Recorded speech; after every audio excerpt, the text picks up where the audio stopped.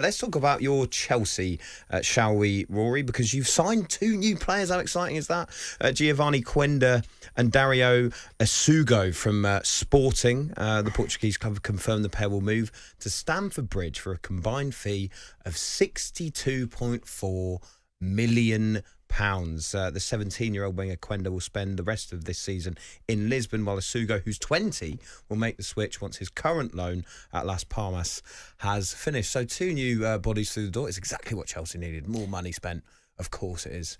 How are you feeling about your great club at the moment? It doesn't feel like a particularly great club at the moment. I mean, great in terms of history and representation, but not necessarily great in terms of direction or current trajectory. It's worrying. It's really worrying.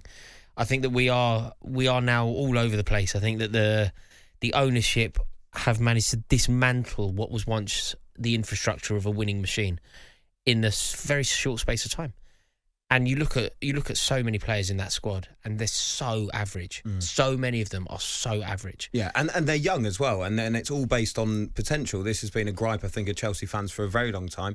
Yet you're going out and splashing another £62.4 million on a 17-year-old and a 20-year-old. Would you not rather, and this just seems too obvious to us, put that money into getting a proper goalkeeper and a proper striker? But this is now where we have to question motivation. It's really depressing, Ollie, but if you actually... In your head, what you think Chelsea are doing is trying to assemble as many players as possible to make the team as good as possible. That isn't the motivation. Chelsea desperately need a good goalkeeper.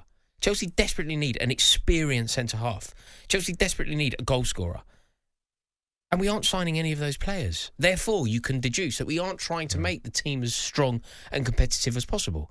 We're trying to make the squad as valuable as possible that will allow it to turn a profit over the years to come. But I can't believe they can't get into their heads that is not how this is going to work. If you buy potential, they then need to perform for the club they're playing for them to get a higher value. How have they not worked that out? How have they not worked out they need to sign some experienced players? I do not understand it. Because like you say, right now, at the moment, having had a really good start to this season, they are dropping off. They probably, I would say at the moment, would predict they're probably going to miss out on the Champions League. We won't. I mean, our fixtures kick off now. You know, everybody's going, we're kind of back. We're back in the contention at least. Our 2 most recent games have been against the 2 worst teams who have ever played in the Premier League. Like, we literally played Leicester and Southampton back-to-back, won both games, and everyone's gone 6 out of 6. Like, well, no, let's actually explore this. And I think that we came back, crashing back down to earth with a defeat against Arsenal. We play Tottenham next. Thankfully, that game's not for a long time, but... We aren't going to make... Of course we're not going to make it. Our best player is struggling. Our only good player on some level is struggling. Well, how are you feeling about all of this if you are him? You've got to refer to that interview with Maresca who's talking about Fernandes and saying that if he has a shot and hit the bar, he's coming in sitting next to me. How are you feeling if you're Cole Palmer? You've been watching me. I've too much, oh my word. No, so he was talking about passing, wasn't he? He said if Fernandes... Oh my word, that was a weird moment. That was amazing, yeah. Oh, you're in my head. Said. Yeah. You're in my head. But if he plays a long pass, wasn't it? What happened was in the stadium, Enzo Fernandez laid it back to the centre half when we desperately needed a goal against Arsenal. He just laid it back. The away end groaned.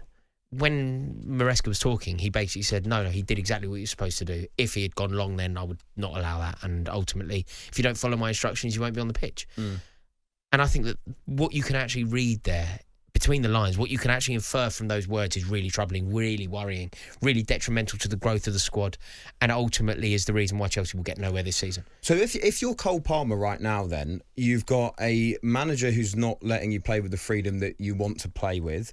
You've got a club who you have just said has no ambition, only to increase the value of the squad. So should you leave Chelsea? Yeah, I mean, I think that Cole Palmer, I desperately hope Cole Palmer stays at Chelsea, obviously.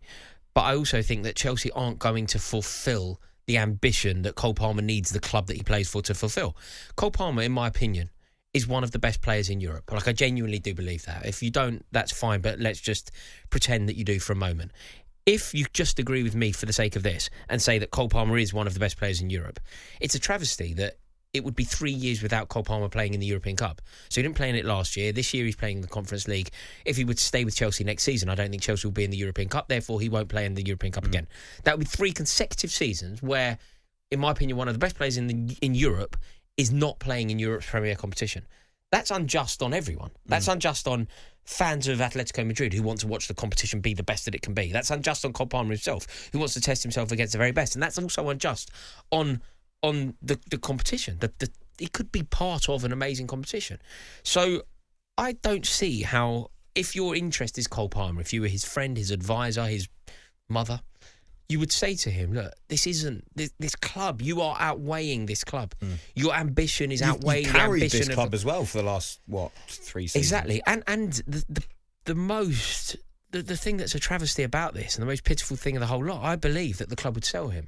Look, Chelsea fans seem to console ourselves by saying that he's on a really long contract. I don't think that would stop the club selling. If somebody were to put in a proper bid, say Manchester City were to try and write, say Man City were to go, look, we need him. The idea of him linking up with Erling Haaland is bewilderingly brilliant. Can you imagine the goals and assists that they would provide for one another? Ridiculous. If Man City were to go, look, we've made an error, let's try and get him back. Say they bid 110 million, which would mean Chelsea spent 40, right? So they nearly 3x their money. But that's their motivation, like we've already said. Their motivation is to sell this talent. I don't see how the club say no to that. And that is a real worry. The only thing is he literally is their jewel in the crown, like you've said. But he would have 3x. They would have turned 40 into nearly 120. Let's call it 120. Let's say they 3x it. I don't see how they don't sell. Yeah. I just don't see how that they would be able to say no to that sort of an offer. And then you're looking at what, we've managed to kid ourselves that Nicholas Jackson's a good footballer when we know, frankly, he's not. There's this pretense going around that Levi Colwell's decent, and he's so average, it's unbelievable. Who are we? And then you go, Chelsea should be qualifying for the Champions League. You look at the players, of course they shouldn't. Does any of this get fixed, though, if you get to this summer, however it finishes, and you change Enzo Maresca? Once again, it's a managerial change, which is an embarrassment for Chelsea. Maresca is a problem in his own right. If you put Maresca in a vacuum and just explore Enzo Maresca's managerial qualities and ability, distinctly average. Like, really average. Not good enough to be managing Chelsea, in my opinion. He's not a Premier League manager. Not a Premier League manager, right? So Maresca is a problem in itself.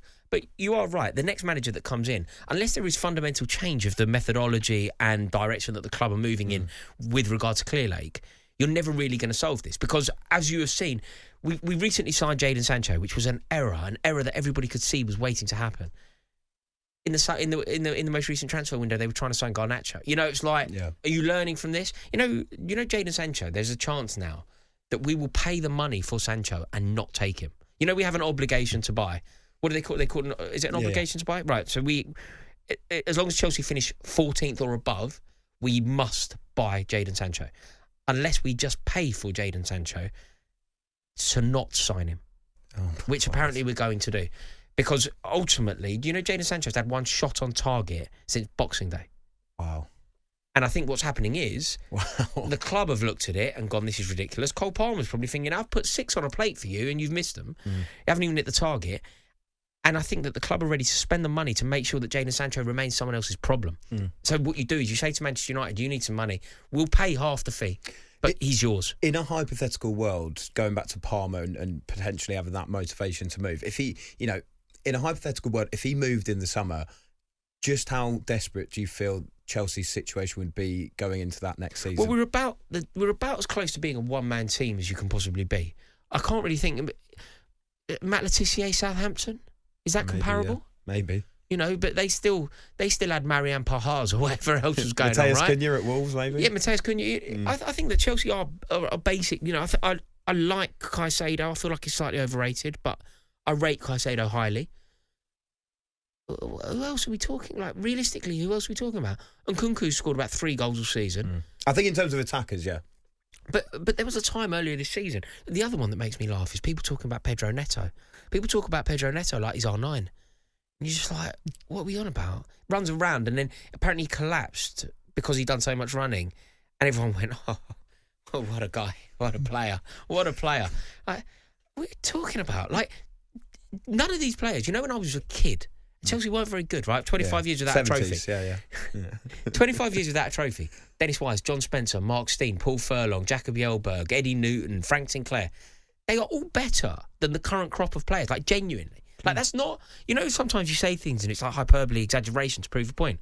Like, John Spencer is definitely a better footballer than Christopher Nkunku. But Mark Stein is definitely a better centre-forward than Nicholas Jackson. Like Dennis Wise, when he was a winger in his young days, was definitely a better player than Mykhailo Mudryk. Like, I mean, incomparable. Dennis Wise, far superior to Jadon Sancho. We finished 11th. Yeah. And got to a cup final and thought we'd done well. So overall, your message to Cole Palmer then is get out? No, my message is stay, but I don't know how much power he could wield. But maybe he can make some demands and somehow force the ownership to either sell or change their methodology. And if you were heading into the summer and Enzo Maresca did get sacked, would you take Frank Lampard as well? I'll get the jelly and ice cream out. I'll be celebrating when Enzo Maresca gets sacked. And yeah, mate, Frank Lampard's always welcome. Jelly and ice cream. Jelly and ice cream if Enzo Maresca got sacked, of course. Absolute child. This is the Social here on talkSPORT 2. Next up, we're going to get the latest odds with William Hill. On AM, on DAB, via the talkSPORT app and on your smart speaker. talkSPORT.